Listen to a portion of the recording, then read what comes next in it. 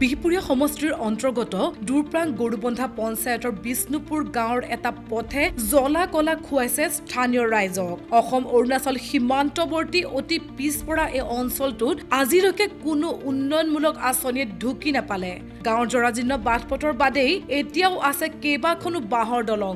অৰুণাচলৰ পৰা বৈ অহা টাংজুলি নদীৰ বাবে স্থানীয় ৰাইজৰ দীৰ্ঘদিনীয়া এখন দলঙৰ দাবীও বাৰে বাৰে উপেক্ষা কৰে চৰকাৰী প্ৰতিনিধিসকলে। সেয়েহে আজি স্থানীয় ৰাইজ অঞ্চলটোৰ জনপ্ৰিয় যুৱ নেতা ৰাম ভূঞাৰ কাষ চপা তৎকালীনভাৱে বাৰিষা যাতায়াতৰ ব্যৱস্থা সুচল হোৱাকৈ এখন বাঁহৰ দলং আৰু পথটি মেৰামতিৰ বাবে আৰ্থিক অনুদান আগবঢ়ায়। সেয়ে আজি ৰাইজে হাতে কামে লাগি নিৰ্মাণ কৰিছে এখন বাঁহৰ দলং আৰু পথটি। চাওক, এই পুলটো জহত আমাৰ ইয়াত যিখিনি ছাত্ৰ ছাত্ৰী আছে সেই ছাত্ৰ ছাত্ৰীসকলে অশেষ যাতনা ভুগিবলগীয়া হৈছে। স্কুল খোলা থাকিলে তেওঁলোক স্কুল আহিব নোৱাৰে।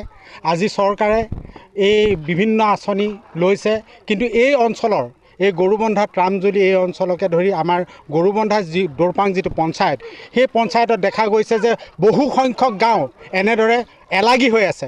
ইয়াৰ কাৰণ কি বুজিব পৰা নাই।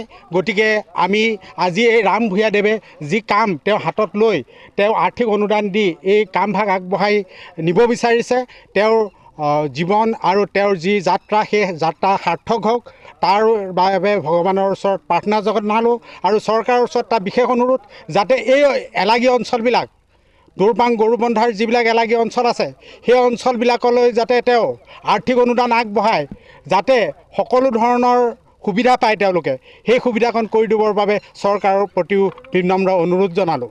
নমস্কাৰ। মণ্ডল কংগ্ৰেছ কমিটিৰ তৰফৰ পৰা সকলোলৈকে আন্তৰিক শ্ৰদ্ধা আৰু কৃতজ্ঞতা জনাইছোঁ।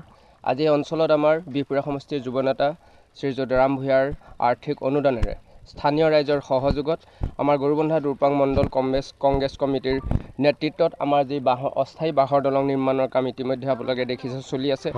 এই ব্যৱস্থাই আমাৰ এই অঞ্চলত যি যাতায়াত ব্যৱস্থা দুৰ্ভোগ ভুগি আছিলে, আজি অতদিনে আমাৰ স্থানীয় ৰাইজে সেই সমস্যা আমি দূৰ হ'ব বুলি আশা ৰাখিছোঁ। আৰু লগতে এই অঞ্চলত যিসমূহ আমাৰ অসম অৰুণাচল সীমান্তৱৰ্তী অঞ্চলত যি আমাৰ ভূমিৰ সমস্যা আছে, আমাৰ মেথুনৰ সমস্যা আছে, আমাৰ বনৰীয়া হাতীৰ উপদ্ৰৱৰ সমস্যা আছে, এইখিনিত আমাৰ এই স্থানীয় অঞ্চল জৰ্জৰিত হৈ আছে। এই ক্ষেত্ৰতো আমি এই স্থানৰ পৰা আমি চৰকাৰলৈ আমি আবেদন জনাইছোঁ, যাতে এই সমস্যাসমূহ অতি শীঘ্ৰে সমাধানৰ ব্যৱস্থা কৰি আমাৰ স্থানীয় ৰাইজক যাতে নিৰাপত্তা প্ৰদান কৰাৰ ক্ষেত্ৰত সহায় আগবঢ়ায়।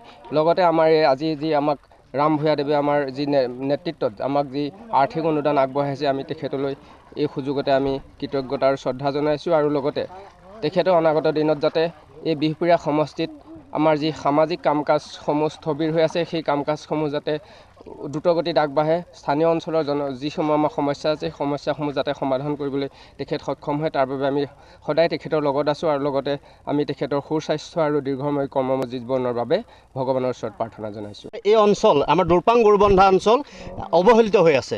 আমাৰ ৰাইজ বিভিন্ন সমস্যাৰ জৰ্জৰিত হৈ আছে। ইয়াত হাতীৰ সমস্যা, যাতায়াতৰ সমস্যা, খোৱা পানীৰ সমস্যা, বিভিন্ন সমস্যাই মানুহ জৰ্জৰিত।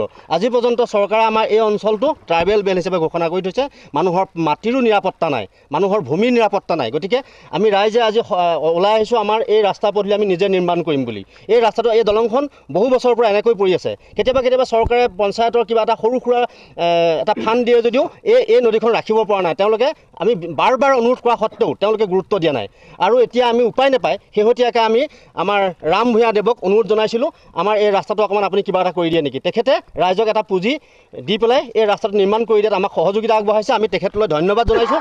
আৰু অদূৰ ভৱিষ্যতে আমি চৰকাৰক আমাৰ তৰফৰ পৰা আমি অনুৰোধ জনাইছোঁ, সোনকালে যাতে এই ৰাস্তাটো আমাক চৰকাৰীভাৱে নিৰ্মাণ কৰি দিয়ে। ধন্যবাদ। নাৰায়ণপুৰৰ পৰা Liladhar Saikia, news desk report.